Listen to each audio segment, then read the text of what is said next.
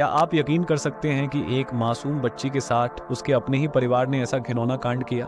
एक ऐसी कहानी जो आपके रोंगटे खड़े कर देगी और एक मासूम की बेबसी से भरी सच्चाई को उजागर करेगी। जानिए कैसे एक बच्ची ने 5 सालों तक सहा वो दर्द जिसे कोई कल्पना भी नहीं कर सकता, और कैसे अंत में सच सामने आया। अगर आपके परिवार में बच्चे हैं तो यह कहानी सुननी आपके लिए बेहद ज़रूरी है। इस कहानी की शुरुआत करते हैं। इसमें सबसे पहले दरिंदगी दिखाता है इसका फादर। ये बात है 2017 की, जब झगड़े के कारण इसके पिता का इसकी मदर के साथ डिवोर्स हो जाता है। ये इंसान अंदर से हवस से इतना भरा हुआ था कि हवस के लोभ में अंधा होकर इसने ये घिनौना कांड कर दिया। 2017 में लड़की सिर्फ 6 साल की थी, इसके पिता और यह घर पर अकेले थे। एक दिन जैसे ही यह लड़की स्कूल से वापस घर आती है, खाना खाने के बाद स्टडी करने के लिए बेड पर बैठ जाती है। कुछ मिनटों बाद ही इसका फादर काम से वापस आता है, और आते ही पता नहीं उसके दिमाग में क्या चीज आई। वह अपनी लड़की को ही गंदी निगाह से देखने लग जाता है, जिसकी शुरुआत उसने इस गंदे टच से की, जिसमें वह अपनी खुद की पैदा की गई बेटी को अपने हाथों के जरिए उसके प्राइवेट पार्ट्स पर गलत टच कर रहा था। लड़की की उम्र 6 साल होने के कारण उसे समझ नहीं आई कि उसका सगा बाप उसके साथ क्या कर रहा है। उस टाइम यह लड़की यही समझती थी कि ये एक फादर का अपनी बेटी के लिए प्यार दिखाने का एक तरीका है, और इसी दिन इसका फादर दरिंदगी दिखाते हुए पहली बार इसका रेप कर देता है। और ये चीज़ आगे पूरे 5 सालों के लिए कंटिन्यू होने वाली थी। जिस दिन भी यह दोनों घर पर अकेले होते थे, उसी दिन उसके पिता उसे सहला और बेड पर ले जाकर उसके साथ यह गंदा काम शुरू कर देते। अनजान बच्ची तड़पती, लेकिन फिर उसे यही लगता कि ये उसी का सगा बाप है। उसके साथ गलत कैसे करेगा? जो भी चीज़ हो रही है वो बिल्कुल सही है, और पूरे 3 साल ये चीज़ कंटिन्यू होती रही। इसके बाद आता है दरिंदगी का दूसरा चरण, जिसमें इसका खुद का भाई ये कांड कर देता है। आपको बता दें कि इस टाइम पर लड़की की उम्र पूरे 9 साल हो चुकी थी, और इसके भाई की उम्र 14 साल, जो अपने स्कूल से ही ये सारी गंदी चीज़ें दूसरे बच्चों से सुनकर आता है और घर आकर अपनी सगी बहन के साथ ये कांड कर देता है। 2020 नवंबर, उस टाइम पर कोई भी घर पर नहीं था ये, और इसकी बहन दोनों साथ खेल रहे थे, और ये धीरे धीरे अपनी सगी बहन को ही गंदे तरीके से अपने बाप की तरह टच करना शुरू कर देता है। और बच्ची के मन में फिर आता है कि यह तो वही सेम चीज़ है जो मेरे पिता मेरे साथ करते हैं। तो वो अपने भाई को नहीं रोकती, और उसका भाई आगे बढ़ते हुए अपनी सगी बहन का रेप कर देता है। ताज्जुब की बात यह थी कि इस चीज़ के बारे में ना पिता को पता था और ना ही बेटे को। जब भी मौका मिलता, अगर घर पर बेटा नहीं तो पिता यह कांड करता, और अगर पिता घर पर नहीं तो बेटा उसके साथ यह बलात्कार कर देता।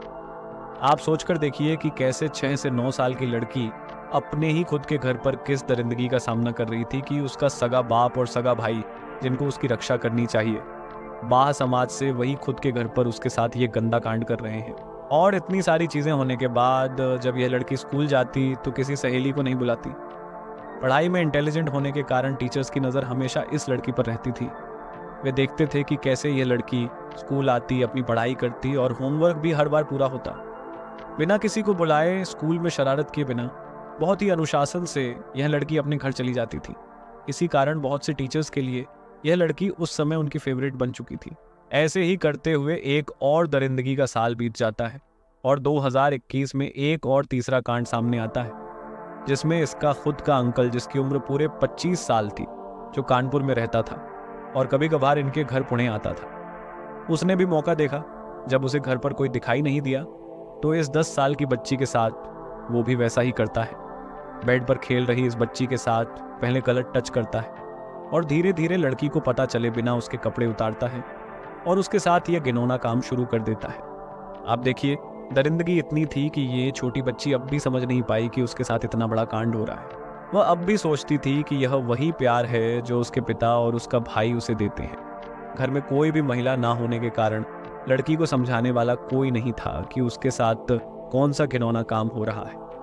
बड़ी शॉकिंग बात तो यह थी कि उसके पिता, उसका भाई और उसका अंकल, तीनों को एक दूसरे के बारे में नहीं पता था कि ये तीनों ही अलग अलग समय पर इस बच्ची के साथ दरिंदगी कर रहे हैं। आजकल के समाज में हम ये सोचते हैं कि लड़की का अकेले बाहर जाना, चाहे वह रात हो या सुबह, बिल्कुल भी सुरक्षित नहीं है, इसलिए उन्हें घर पर ही रहना चाहिए।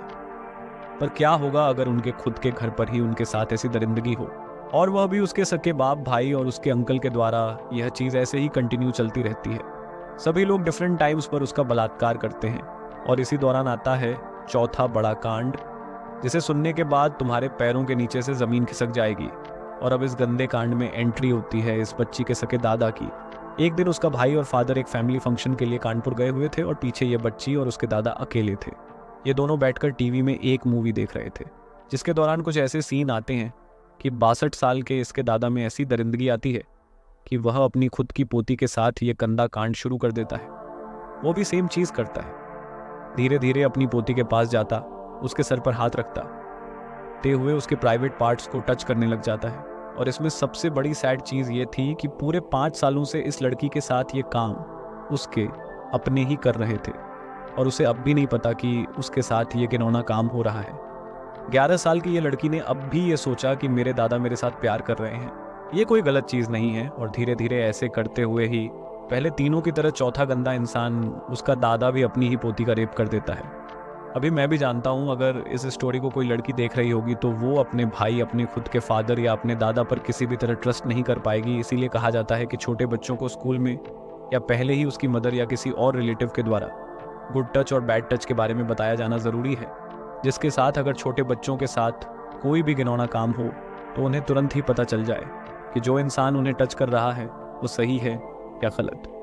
इसी कारण 2021 में इंडिया के स्कूल्स में एक बहुत बड़ी मुहिम शुरू होती है। इस मुहिम में सरकार स्कूलों से कहती है कि वे एक्स्ट्रा समय निकालकर छोटे बच्चों को बताएं कि गुड टच और बैड टच क्या होता है। इसमें लड़के और लड़कियां दोनों शामिल होने चाहिए। जब यह सेमिनार हो रहा था तो 11 साल की यह लड़की काउंसलर से वही बातें सुनती है जो उसके साथ पिछले 5 सालों से हो रही थी। वह अपनी टीचर को जाकर बताती है कि कैसे पिछले 5 सालों से उसके साथ यही चीज़ें उसके अपने 4 परिजन कर रहे हैं। यह सुनते ही एक बार को वह टीचर भी स्तब्ध रह जाती है। मेरे मन में उस टीचर के लिए बहुत सम्मान है जिसने उस लड़की की खुद की फैमिली के खिलाफ जाकर एक बहुत बड़ा कदम उठाया। वह जल्द ही उस बच्ची को लेकर प्रिंसिपल ऑफिस पहुंचती है। प्रिंसिपल को इस पूरे कांड के बारे में बताया जाता है, जिसमें वह छोटी बच्ची डिटेल में सारी बातें बताती है कि कैसे उसके पिता, उसका भाई, दादा और चाचा उसके साथ यह घिनौना काम करते थे। प्रिंसिपल जल्द ही एक्शन लेते हुए पुलिस को बुलाते हैं और बच्ची की यह शिकायत दर्ज कर दी जाती है। जल्द ही पुलिस उनके घर पर छापा मारती है और उसके भाई तथा दादा को गिरफ्तार कर लेती है। हालांकि पुलिस के लिए यह एक बड़ी चुनौती थी कि अब तक उनके हाथ इस बच्ची का पिता और अंकल नहीं आए थे। यह केस पूरे मीडिया में फैल चुका था और आसपास के सभी पुलिस स्टेशन को अलर्ट कर दिया गया था कि किसी भी तरह इसके पिता और अंकल को ढूंढा जाए।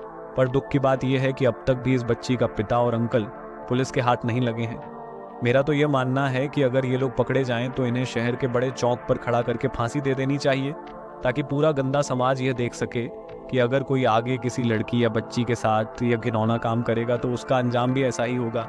अगर आपको यह कहानी दिल को छू गई हो तो कृपया इसे दूसरों तक जरूर पहुंचाएं। समाज में बच्चों के साथ होने वाले ऐसे घिनौने अपराधों के खिलाफ हम सभी को एकजुट होकर खड़ा होना होगा।